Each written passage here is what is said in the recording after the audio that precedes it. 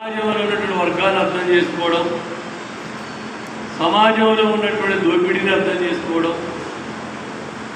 సమాజంలో జరుగుతున్న ఘటనల్ని పరిశీలన చేయడం, వాటి కారణాలను తెలుసుకోవడం, ఆ తెలుసుకునే కారణాలను మార్చడానికి మొత్తం సమాజానికి అనుగుణంగా,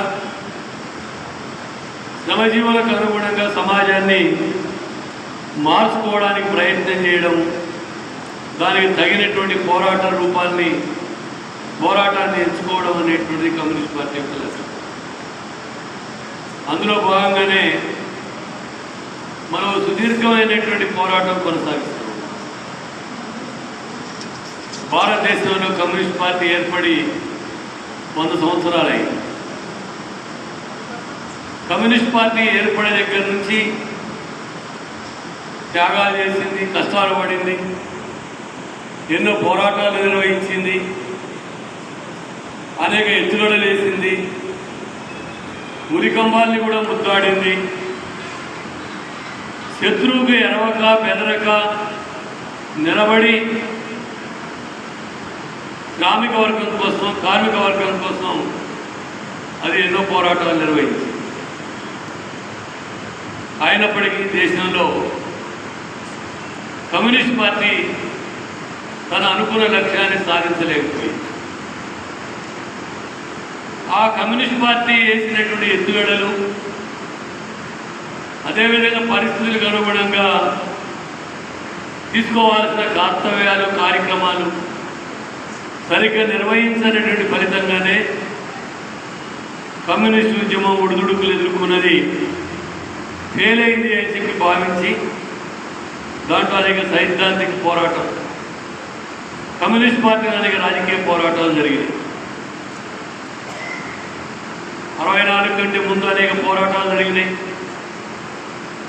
ఏ బంధాన్ని అనుసరించాలనేటువంటిది చాలా తీవ్రమైనటువంటి పోరాటం కమ్యూనిస్ట్ పార్టీలో జరిగింది. 1948లో వీటి రణనీవే అతివాద పందా తీసుకొని పార్టీకి చాలా నష్టాలు తీసుకొచ్చిన రోజులు కూడా ఉన్నాయి.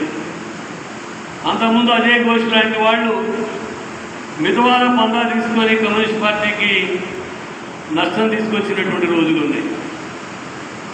ఆ క్రమంలోనే కమ్యూనిస్ట్ పార్టీలోని తెలంగాణ సాయుధ రైతాంగ పోరాటానికి ఆంధ్రప్రదేశ్లో ఉన్నటువంటి కమ్యూనిస్టులు శ్రీకారం చుట్టడం, తెలంగాణ సాయుధ పోరాటం నిర్వహించడం, సంస్థానాలలో జమీందారీ విధానానికి వ్యతిరేకమైనటువంటి